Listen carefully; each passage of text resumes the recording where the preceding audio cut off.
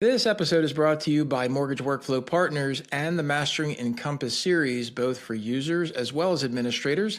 You can find out all the information about it over at masterengencompass.com. Also, if you'd like to check out what we're doing on YouTube, go ahead and subscribe to the channel using the @MasteringEncompass handle. And make sure you stay up to date on all the information, not just with podcasts, but also video content that we bring to you as often as possible. Now let's get on to the episode. Hey, welcome everyone. Larry Bailey, Mortgage Workflow Partners.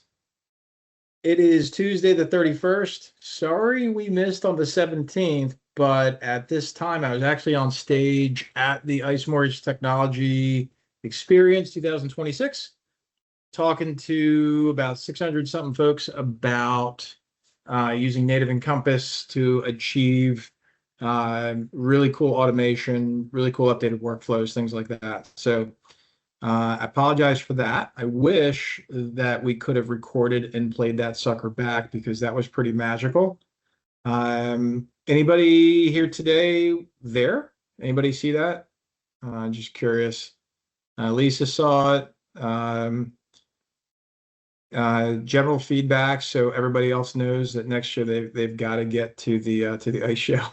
More importantly, for the wrap-up event, let me go ahead and share screen real quick. So while we're waiting for everybody to kind of pop in, see if I can get this to work properly. Sorry if I'm leaving some folks out in the lobby. Cool. Must see. Awesome. So as we're waiting for people to roll in, yeah, next year we're obviously we're going to continue doing this. So the open events, what'll happen is next year when we get ready for ICE, it'll be in the events here. It'll be ICE Experience 2027 wrap-up event.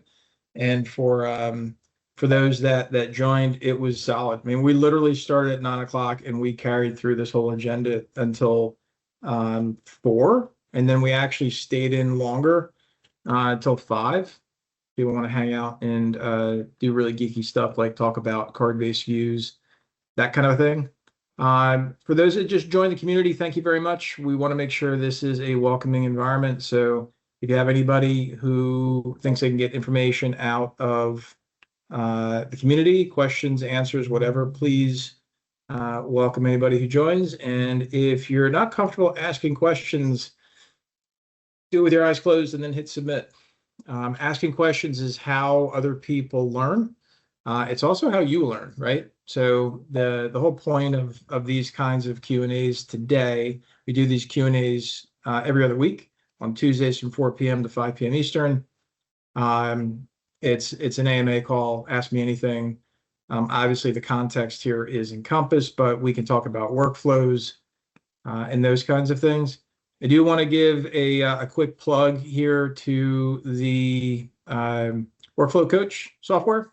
So if you don't have beta access to Workflow Coach, you should be getting it. If you go over to workflowcoach.com, there's a way to go through and ask, go through and retrieve the information. But the reason why this is so special is because we are able to go through and you're able to document all of your workflows step by step. You're able to also do cool things like manage proposed changes. You can see your workflow visualized. You can do really cool things like exporting everything out for governance.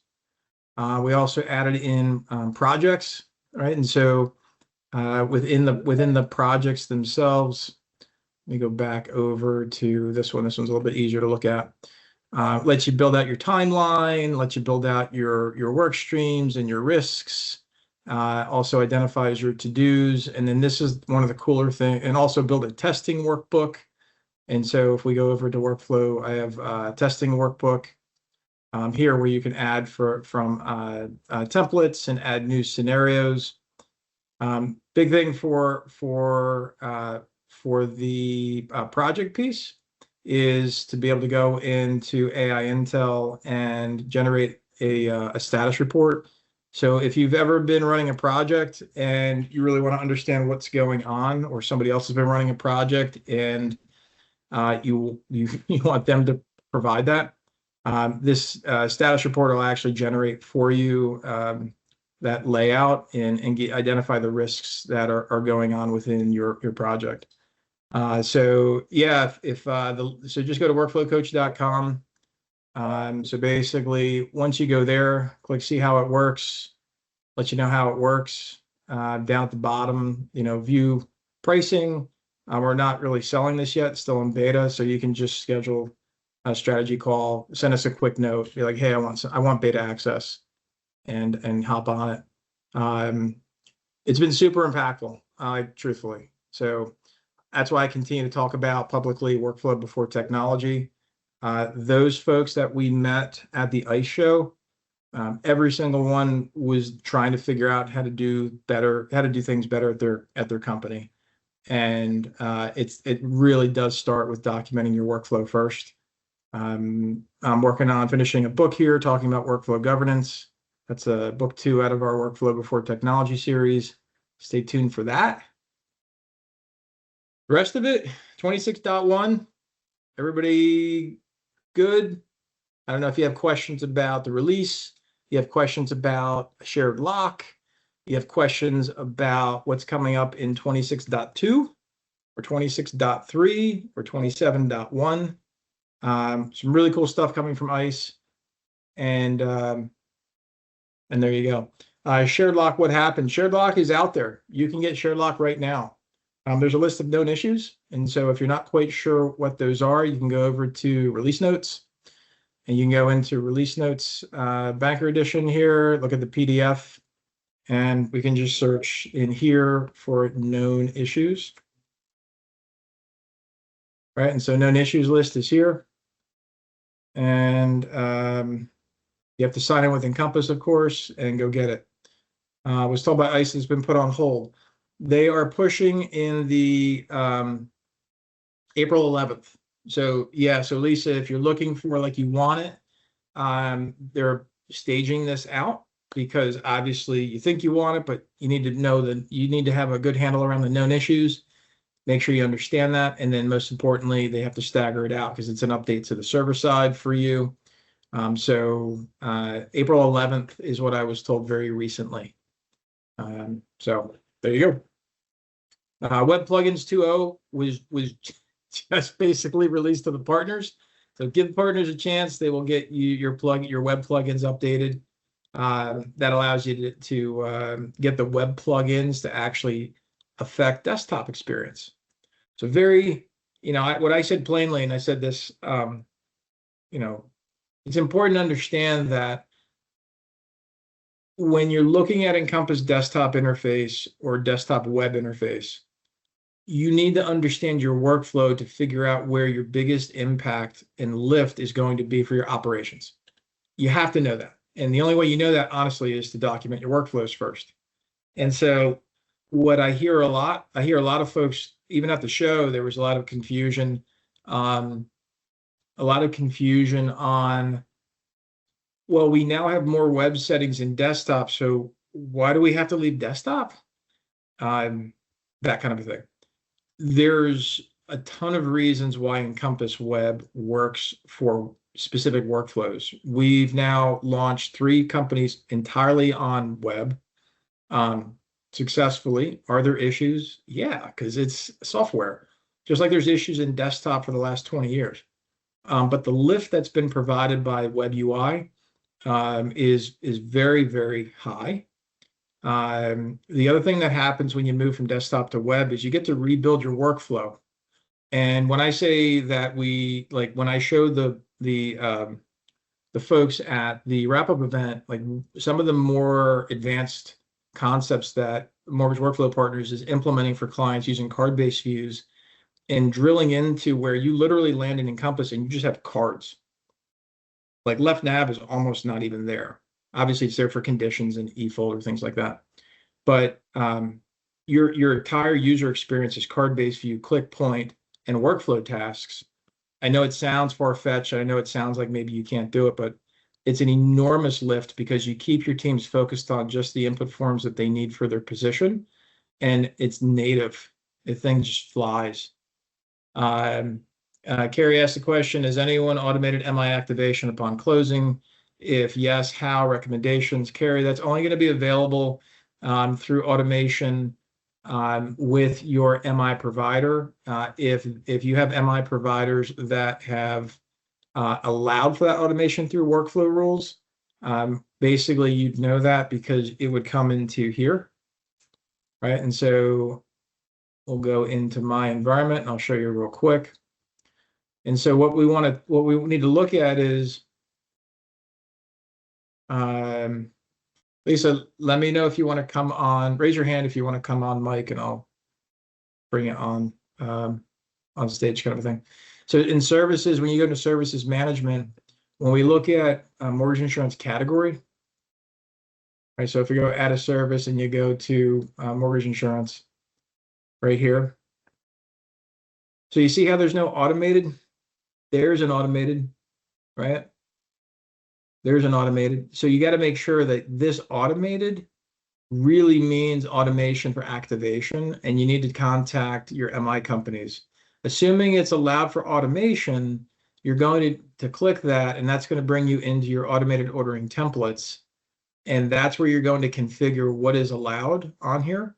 And so if we want to add in an automated ordering template, like let's say it's for Arch, you've got to make sure that you understand what we're doing in here. So if we wanted to do Arch in here, you've got to be able to build your query builder and then do your automated options here. You can see how many flyouts we have, right? And so this is going to be the Arch site. It's going to fetch that background. And so whatever Arch allows for is what's going to be. And so this is where you can either do request type, delegated MI, or non-delegated MI. But this is where you'd actually define that. What I don't see on here is activation. Now, if one of these things means activation, Arch, great. But to me, this just means you're requesting it, but you're not activating it. So we need to make sure we follow through with your service providers for that. I think I see update services as an option under workflow rule. Update services just means it's rerunning the service. Remember, automated services need to have an automated ordering template. Just like we have templates for notifications and schedulers, and actually workflow tasks have templates also. It's the template that the workflow activates the template. So if we want to come in here and click, if we want to come over here and add an automated ordering template, we have to configure it here. Then we can come over into workflow rules, and then we can go and add a rule. So impatient, where the result is either order a service or order a service or update service order. So even in the update service order, service category, let's see what we got. Provider, Arch, update, all orders, right? There's nothing in here that actually says activate. So I would encourage you to work with your service provider. If they give you any information on that, follow accordingly. But I haven't seen activation yet. On the regard, I know nobody asked, but automated MERS TOS/TOB, transfer of service, transfer of beneficiary, that is coming. MERS just released their API routing, so ICE is working on automated natively, Luba, native TOS/TOB, which of course is going to be in the workflow. I would imagine was you enter your purchase advice date, it goes and references who the investor is, and then it goes into MERS and do that. Well, the problem is the regional user group thing. The problem is MERS didn't have their API documentation released. That just came out at the end of last year. So, obviously things have to be released, and then they have to be understood, and then built, and then tested, and then retested, and tested again to make sure it works properly. So, cool. So we got a bunch of people here. Holy crap, 49 people. Thank you for coming, guys. How can I make this time useful for you? Please ask questions in the chat. Please raise your hand if you want to come on mic. Looks like there's nobody waiting in the lobby, even though it says somebody's waiting in the lobby. I can't figure that out. Ask away. I'm all yours. What you got? Could be workflow, could be settings, could be whatever. As everybody looks at each other. Sharon says, I was told by Encompass that Fannie and Freddie don't have to go to EPC. Yeah. So keep in mind, services management, when it comes to AUS, it's just one component of the GSEs. So when we want to look at the category for underwriting as an example, you'll see that there's Fannie DU and Freddie LPA. So this is when you're ordering from web, right? So in Sharon's case, if you're still using desktop, which most everybody is, but if you're still using desktop, you still have to have the DU and DO services and LPA services in desktop using Services Password Manager, assuming you do what most people do, which is you create credentials for your team to use. You don't want everybody having their own. So, but yeah, there's plenty of people running DU and LPA right from here. And that's not the only one, by the way, right? You've got all these others in here too. For underwriting, DO, early check, UCD, FHA connection, case view findings, right? There's all these things, and it's not UCD and UCDP, all right here. So check it out. Kevin asks, I heard you tease automating ITP quite a bit. Would you be willing to show that? Yeah, I'll do that. Why not? Hang on, see if I can not screw this up. Oh, please. Keep in mind, Kevin, quick question, because you asked, are you using Consumer Connect?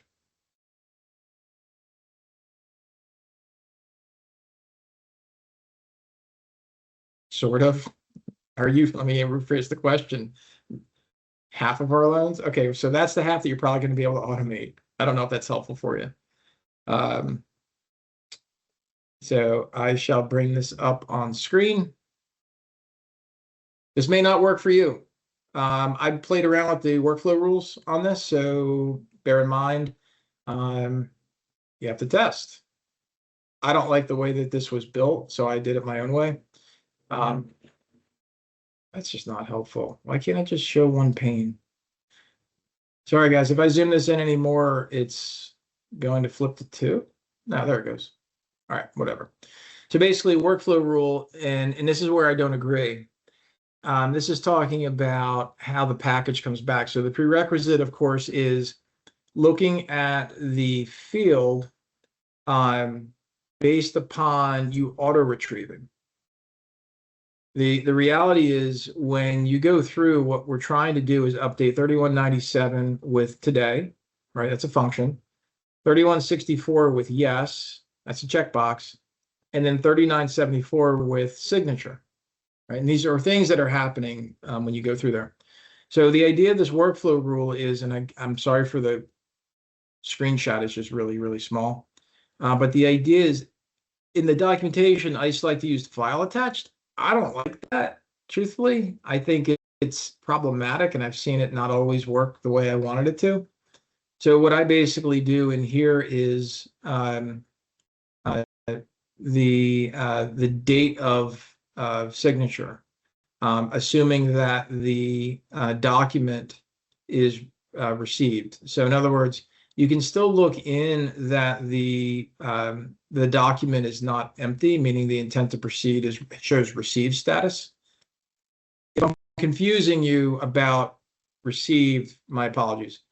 That's a document status. And so what we're looking for is not necessarily that there's a file attached, because that's looking for a specific event, which is a virtual field, which is still a little bit iffy for me in my experience. So what I'd rather see is that the action taken was that the date was updated and the document is received, right? So you can use document.date received, kind of a thing, is not empty, right? Because the document's created, but document received date only has a date when a file goes in, unless somebody gets crazy and checks the box that it was received manually, which they're not going to do. My point is that if the date is updated in the received LE received date and the documents received, now I have a reliable triggering event. I don't like this condition. Like, I think that's erroneous, but the result is to update these loan fields. And this is what you saw on the first page that I went through. So Kevin, in your case, as well as anybody else, this is the path that you can go down using workflow rules. Spoiler alert, if you've got somebody in the loan file and they manually retrieve, guess what's not going to work? Automation. Unless you have shared lock enabled, because this is a workflow rule, also known as API integration.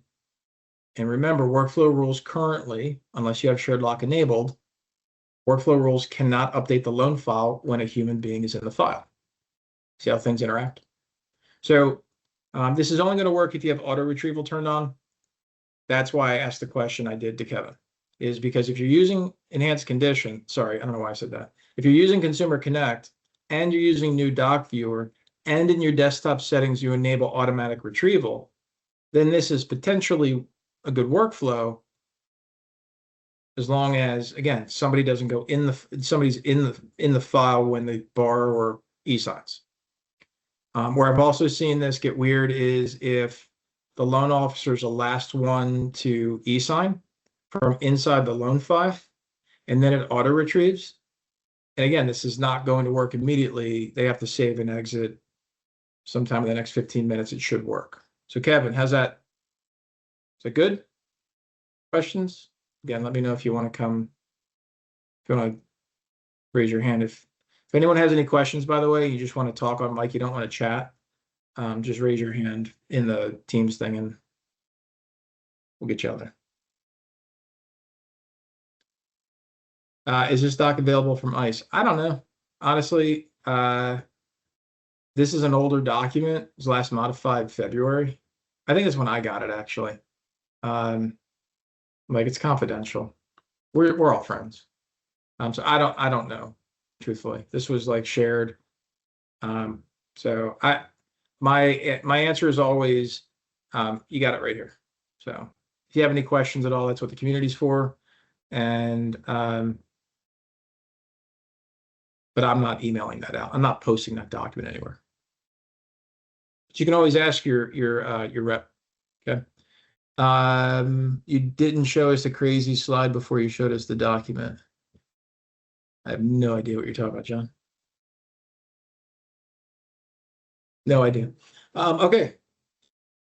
Other questions? Wait, Lisa says the one at the beginning of all presentations. Oh, limited limitations. Oh yeah. I have to show that, like, if you know, in a presentation, but this is a little bit different. Forward-looking statements. Yeah. Thanks, Ash. Yeah, so yeah, we'll probably cut that out of the recording. Lisa says, when I look at services management, I only see service setup, not the manual easy order. Well, that's really weird. So Lisa, when you click on services management and you click add service, you don't see this? Maybe you didn't click add service. Yeah, you have to click add service to get to this. That's probably what it was. Okay. Sharon, wait, let me take you off. I got you, Sharon. Allow mic. You should be able to unmute yourself, Ms. Starkey. Maybe. Yep. Cool. Hi, how are you? I thought you were retired by now. What are you still doing work?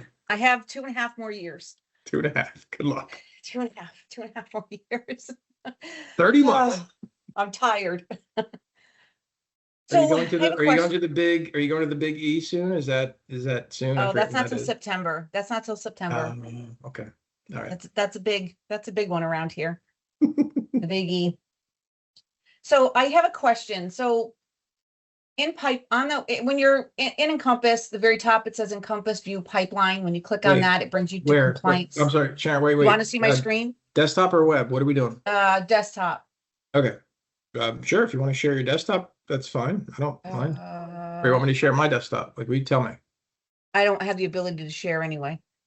Oh, I have to give you the ability. That's what I'm asking. That's Do you want okay. me You to do can that? put yours up there. It's not a big deal. Okay, hang on. All right, where do you want to go? Very top, why don't you have pipeline at the top way up there? Are you in the pipeline? Go to pipeline. Yeah, hang on. I have to make sure I'm not going to like expose something irresponsibly. Hold, please. All right, I'm in test loan, so that's fine. Okay, go ahead. Okay. So click on the pipeline above, Yeah. go down to services, the compliance services. Uh-huh. Okay. See where it says generate HMDA export? Yeah. Okay. So, somebody's asking me questions and she's not going to let it go till I get answers. Okay, go. So we right now use Quessoft, which is Yeah. going to end lending, whatever they're doing. They're switching to same company, but just And changing name, I contracts. guess. Yeah, and contracts. Yep. Yep. So I'm being asked about that report, and it doesn't show borrowers' names or account numbers in there. Okay. And she wants to use that to do her HMDA, but we don't have access to this report, right? This is something that's generated behind She the wants scenes to from not, Encompass. she wants to not have to use end contracts for HMDA reporting. Yes. Yeah, no. She's got to pay a company that actually specializes in HMDA governance. Okay, so my next question is, she's going to say to me, why not? Because Encompass is not a compliance software. It's a Okay. loan origination system. And so if you're a current lender and you need to be able to submit your Home Mortgage Disclosure Act information in the current standard, coordinate with someone like Quessoft or end contracts Mhm. or Continuous is someone I met at the ICE experience. Super friggin' awesome because they are, hence the name, they are continually scrubbing your Encompass files for HMDA information in an ongoing basis. So you actually don't have to have a pizza party for your HMDA crap. It's just continuously, given the name, watching and scrubbing for your HMDA reports. So I would So she keep using NTRACS and then she scrubs continuous. her report and does everything she needs to do. She can use that generate HMDA I wouldn't, no, I would say no. The HMDA and report submit it, is or something keep using what she's using. you got to, again, you got a whole bunch of lenders on this. So don't take my word for it, but you always have to export from Encompass into a platform that specializes in HMDA loan file preparation. That's Yep. where the audits happen for incomplete or inaccurate Yep, and we reporting. have that. Yep. Okay, well, that's what you're going to continue to use. Okay, she just, I was asked, and of course I was on the phone with Encompass and they said, no, we can't use those to change fields, and we can't, we need to have a separate software, but that was not sticking. So I just had to like double check and make sure I'm not crazy. Yeah. And That's all I had.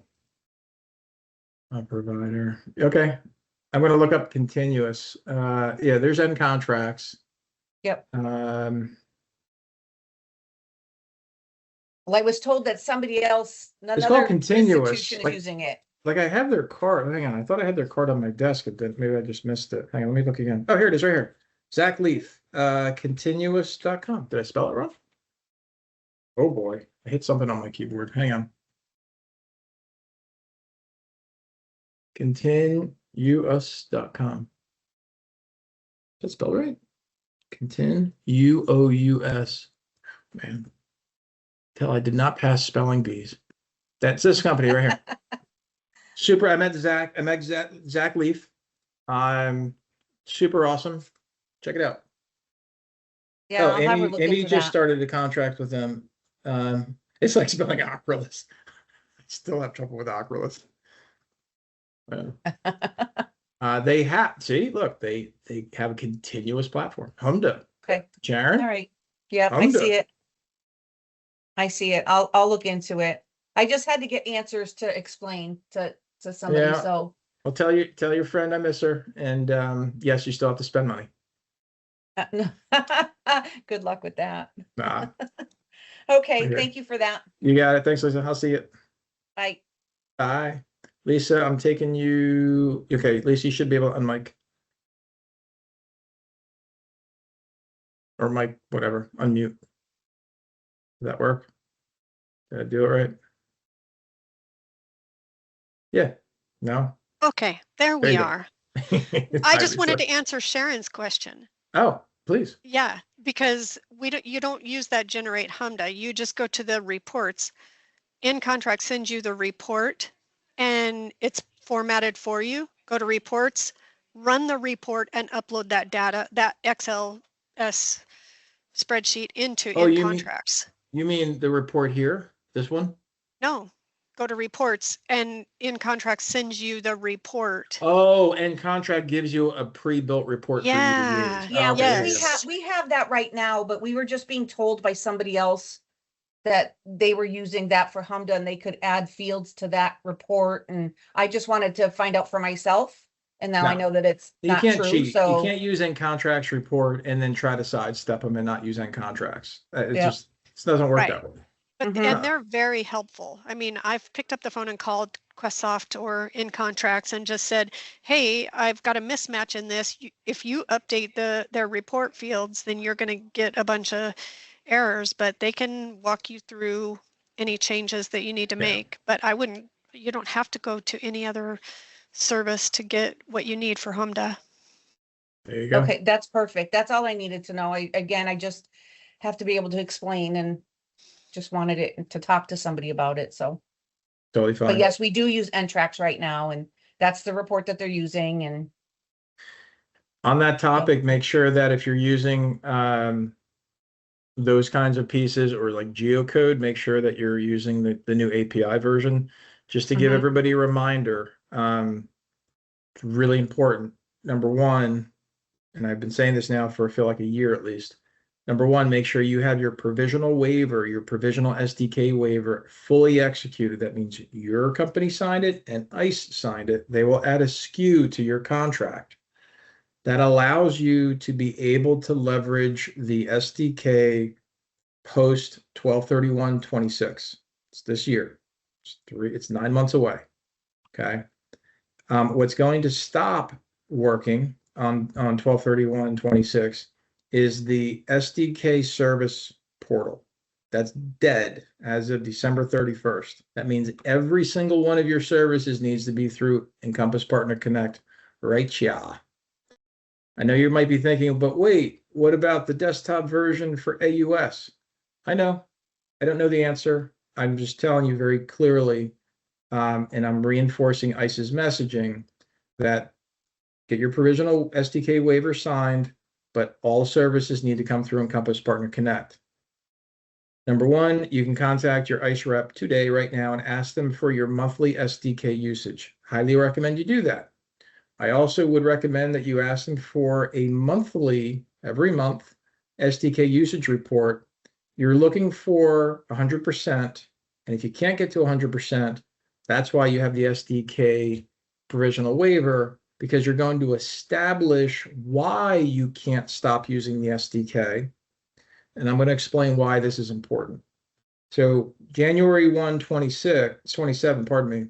So January 1, 27, if you're still using SDK software, that is something that is subject to charges from ICE at a schedule that you and they will negotiate, or they will tell you what they're going to charge you, and you'll figure out if you're going to want to use the service.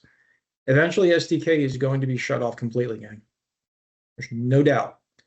We had a great presentation from the one of the heads, if not the head, I don't know his exact title, but he was, if not the head, he was one of the heads of Intercontinental Exchange's security team. The SDK allows for a significant amount of security risk that ICE and your company should be unwilling to accept. This is the reason why everything needs to be through API. I don't know about Sharon's comment that ePass for AUS is not going away. All I can tell you is that it is of great importance to the entire ICE Mortgage Technology Network, which runs Encompass, that every security gap is closed and every API transaction is hardened with bidirectional encryption. What does all this mean? Said plainly, that you should be, if you're an admin or if you work with your admin, you should be on a clear path of knowing what SDK usage is coming from your environment, documenting your game plan for how to get that down to zero, and then ultimately working with your service provider if you're using some type of third-party technology, whether that's yours or somebody else's. You need to have a game plan to move that to API. As I said earlier, about, I don't know, 15, 20 minutes ago, the Encompass plugins 2.0 just got released. So you need to give everybody a little bit to get everything lined up so that they can use web-based API plugins and desktop interfaces. So there is a game plan. It's just going to take a little bit of time, but you still need to have that plan. Please work with your technology providers, or if you have a development team, make sure that they're on the same page. John, I see your question. I'll answer it. I want to make one final, very, very important comment and instructions for you. If you are using any API technology that you do not own the IP for, and you're using your lender API key, by July, if that's still happening, you will get a knock on the door, virtually or whatever, from ICE asking you, hey, what's going on? In your terms of service, in your contract, and in your developer connect agreement that you have to acknowledge in order to even get your API keys, you acknowledge that you will not provide that to any unauthorized third party. So I know plenty of companies that gave their own internal SDK keys to like this guy on the street to get an SDK plugin to run. That's obviously a problem, and that's one of the reasons why SDK has to be shut down. If you're a bank, credit union, or an IMB that is being solicited by somebody who's not a current licensee with ICE, they're not a current partner with ICE, you should make sure that you own the IP, or say thanks but no thanks. And you can simply go, if you go over to icemortgagetechnology.com, intellectual property, IP, intellectual property, meaning you own the code. It's your code, not somebody else's. You're not leasing it, you own it. So if you go to Marketplace and the list is here, if you cannot find their company on this list, be very cautious and double check with your ICE rep to see if that company you're talking to is actually a partner. It's very possible that maybe they're brand new and they're just not on the website yet, whatever. But in any event, yeah, and I know Cyan, I just, like I said, Sharon, I wouldn't worry about that part. AUS obviously is going to maybe have a carve out, who the hell knows. But the point is that do not ever give out your lender API key to anyone unless you're the developer. That's so. Libby says, but if we own the IP, are we okay to just provide our agreement to ICE if they ask? Yeah, of course. Right, you own the IP. Why not? John says, if we already came to a 6-month agreement before they extended, does that still take effect after 12? I have no idea what you're asking, but you need to make sure your SDK provisional agreement that you have signed does not expire on 12/31/26. The most recent one I saw in an agreement expired in July of 28. So and just reach out to your rep. Just say, hey, when's our provisional license expire that we have signed? They'll tell you. It should be an updated SKU on your contract agreement with ICE. ICE does everything by SKU. It's like a product code. Cool. So that's your scary stuff for the day. I just want to make sure while we were talking about it, we're on the topic of integrations. Lots of great companies across this entire marketplace. Of course, Mortgage Workflow Partners, we don't produce technology other than this workflow coach piece, which I'm super proud of. And so, yeah, if anyone has any questions on this part, let me know. But it's really been a game changer for us to document projects. And so if you're not, if you're working with somebody internally or not, and they're not able to give you an understanding of what's going on with your workflow, but they're making updates, you know, I'm sure it's fine, but it could be so much better. And we know this firsthand. Same thing goes with projects, right? So if they're giving you a project, look out, and you know they're not able to document this kind of an effect for your project that you're working on. I don't understand. So, all right, questions. This thing come through? It still didn't come through. Silly. That's why we're still in beta, but it's super slick. We showed implementation that they thought was going really well. We showed them that no, we actually had a lot of gaps, and we were working. You know, knowing the gaps is part of the battle to figure out what's got to be done in that time frame. Questions for the group? Rolling into 40th minute here. I'm looking over at the chat. Looks like we're all clear. I wish I could give you like some juicy gossip on things that broke with 26.1, but they didn't. Some other things that are coming up with 26.2, appraisal portal. Super helpful way to upload, download XMLs and zips inside the e-folder.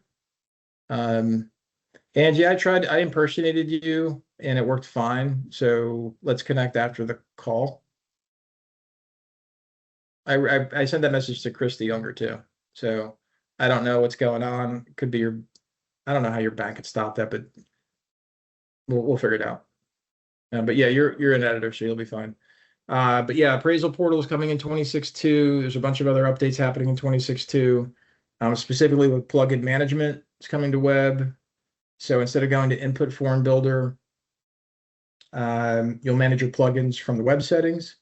That's the reason why plugins 2.0 was important, was to get that spun up.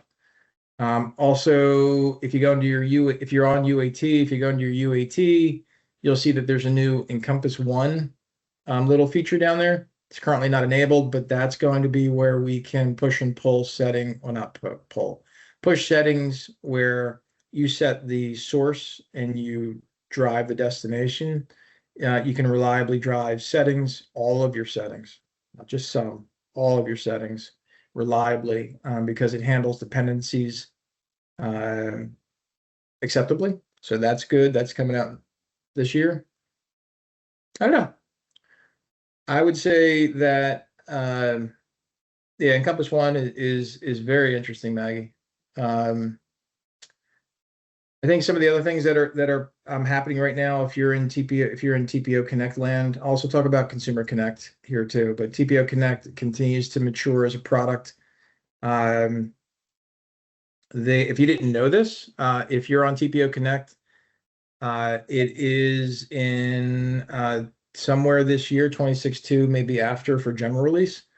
The ability for if you're on Investor Connect, the ability for your sellers, and that you both are enhanced conditions, the ability to have sellers directly send files to you through their Encompass without having to go to TPO Connect. Think about that. So if I'm in my Encompass and I want to send somebody a loan file, the ability to do that through my Encompass environment without having to download, upload, and then also be able to both send conditions as well as receive conditions programmatically, lights out based upon status updates. Pretty cool stuff. And then Consumer Connect. Just show a hand, just real quick, out of 45 people on here. Well, there's a bunch of MWP people on here, but those that are clients, who's using Consumer Connect right now for any part of their business? That means if you're a TPO Connect user, you're using Consumer Connect, right? And so I'm sure there's more for now, at least. No, Big POS is not Consumer Connect, Kevin.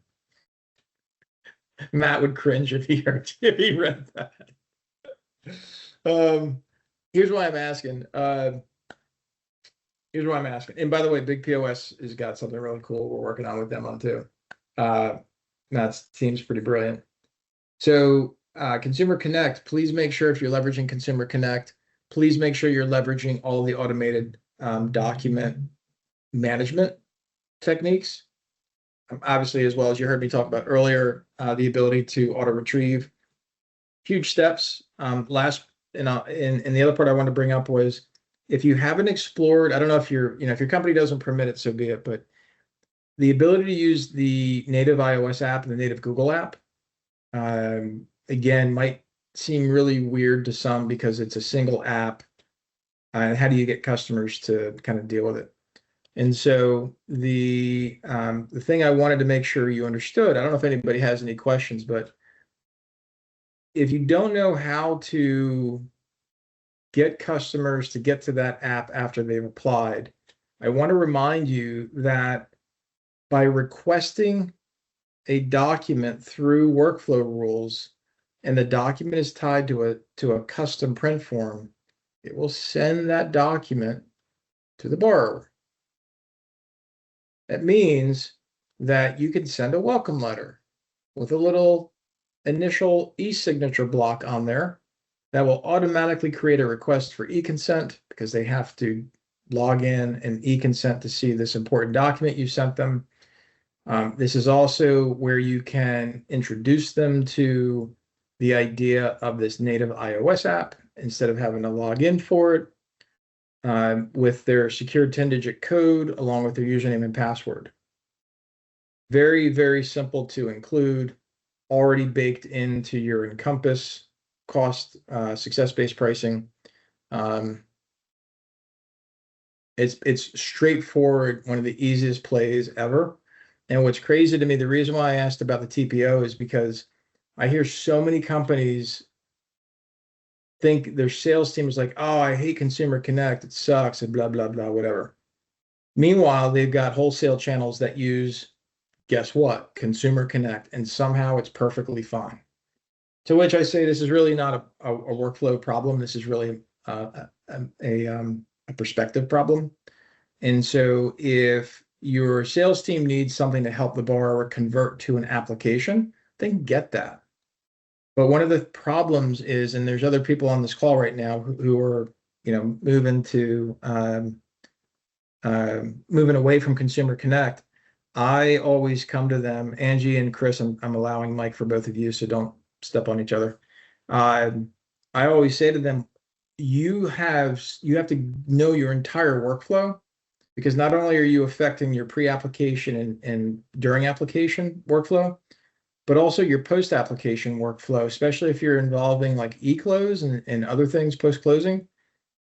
You're tying yourself up into a workflow that you need to understand before you make that decision. So Angie, you were first. I don't know if you still have something to ask. And then Chris, you were second.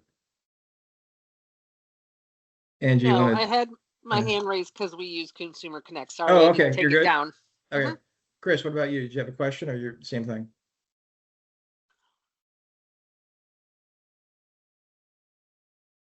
Chris Davis? No? Okay. Maybe you're just raising your hand. My arm got tired, Sean. Oh, did you want to add to the conversation? Sorry. Your electronic hand went down. Did you have a question, Sean? Nope. Okay, cool. So Sharon, you said, why not just add a link to your bank's webpage? In that regard, what I'm trying to do is to make sure that the borrower actually acknowledge their e-consent.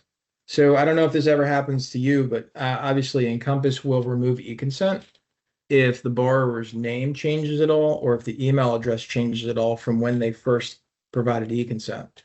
It happens. And so the reason why I use these document request methodologies in terms of getting the borrower to e-consent is, as soon as there's no e-consent, I send out this, if it's with the loan officer, loan originator, I'll send out the welcome letter first. If after that, if we lose e-consent, I'll send out a document that says, hey, would you please reconsider e-consenting so we can close your loan easier for you. And so it's this automation behind the scenes using workflow rules to actually make sure that you don't lose e-consent, because when do we need it most, gang? Closing disclosures, right?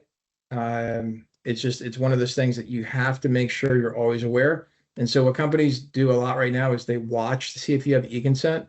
It doesn't happen. Most people don't, they miss it. And so next thing you know is you had e-consent in the beginning, then you don't have e-consent, and you send out a disclosure, then you don't mail it because you thought you had e-consent. That's why this is important. So I do recommend highly that you automate through using the document request method, making sure that anytime the e-consent disappears, you send out an updated document request for them to read e-consent.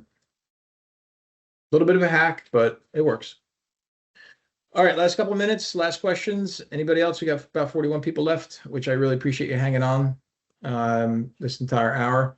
Is there one of the things I'll tell you from the wrap-up show? So Jim Deach from Terra Verde gave a great presentation, as did Zach Sharkey from Sharky Bite, did a great presentation at the wrap-up event. Jim focused on how your top 20% are subsidizing your bottom 20%. And if you're in TPO, that's TPO clients. And if everybody else, it's actually your operations teams and sales teams. And so if you're interested in learning more about that, stay tuned. Jim and I are going to be doing some more things together to try to elevate his conversation to some. And then Zach Sharkey, plug out to that guy. If you're really interested in learning JavaScript, Zach has a mastering JavaScript for Encompass. Like a guy do mastering Encompass coaching certification. But he does JavaScript. I think it's $250 a month, 12 months. Go learn a bunch of things. It's been really helpful for someone on our team who've learned how to do JavaScript solutions for Encompass Web specifically. So I thought that was really great. So shout out to those two folks. And if you're going to be at Housing Wire, or you know anybody at your company who's going to be at Housing Wire in Austin here in a few weeks, I'll be there with Steve Balzer, and in case you want to connect. The link for JavaScript course. So go to sharkybite.com, tell them I sent you, and JS Academy right here. And there you go. So you get some free stuff and you get $250. How's that, Kevin? Cool. Zach with his shark. You got it, no problem. Yeah, there's like pre-recorded stuff, and then he does live training, I think. I don't remember. I think that's what he does. I think he does live training too. Cool. All right. Well, I will leave you alone for now. Again, sign up for Workflow Coach on the beta, because we will be closing that in the next few weeks, probably for good. We've gotten a ton of feedback. So thanks, everybody. Kevin says, what's my opinion on ICE's automated assignment? What's my opinion on it? We use it. I don't know. It works. I don't know what you mean, ICE's automated role assignment tool. Do you mean the workflow rule? Sorry, Kevin. I don't know what you're asking. You're talking about in workflow rules? It works great. Challenge is knowing who to assign, right? And so also, this doesn't offer for load balancing, right? So, again, what I find is most of these situations for auto role assignment, what I'm typically using that for is to go into a queue. So the result is, you do, what the hell is that thing? Assign role. And then you pick it, right? And so let's say it's underwriter, right? I'm doing a user group here. I don't have user group set up for here for underwriter role, but I would create a user group. You can do that, or you can do a queue like that. So that part right there is what I'll do all day long. The other thing you can do is, if you wanted to like assign a particular account manager based upon TPO ID, obviously you can only do 5 at a time. So in those particular cases, you may want to look to a plugin that does that auto role assignment. Just depends on what you need.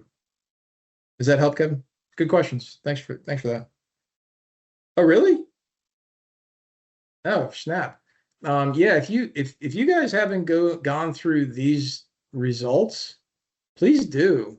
I mean, there's a ton of things you can do. You can cascade. I know it's at the end, so sorry to keep everybody here, but like schedulers, ICE is going to be changing up the methodology of how the triggering event is going to be managed, and the conditions are going to be managed for a specific result. And it's going to remove or reduce the need for schedulers. So right now, like we have to start a scheduler to say 5 days before estimated closing, I'm sorry, 5 days before estimated lock, or not estimated, 5 days before lock expiration, do something. 3 days before lock expiration, do something. And you have to have these schedulers running. Well, they've recognized it's a lot of load. So they're going to be changing and actually letting that rule actually cycle through. So when the field you're looking to count against actually hits, it'll actually fire that workflow rule with no scheduler. So it's just active listening, right? It's just actively listening for that field. It's storing the value somewhere, and it's saying, oh, today's 5 days before that lock expires. I'm going to go send that notification or assign that workflow task. No scheduler needed. So that's, go through these results, gang. If you haven't been through here recently, please do. The other thing is to make sure you go through these triggering events. I've heard some people didn't realize some of these are actually possible within a triggering event. So please make sure you are aware of these as well. So sorry to cram that in at the very last second, but that's why I need you to ask questions, because I don't know what you care about. See you in 2 weeks. Have a great Easter if you celebrate. If you don't celebrate, get the Cadbury candy coated eggs before they're gone. Somebody just stole like 14 tons of Kit Kats. I don't know what that's about, but I'm glad I didn't take the Cadbury eggs. Sean, just go to sharkybite.com. It's right here on the screen. Right here. Sharkybite. All right, gang.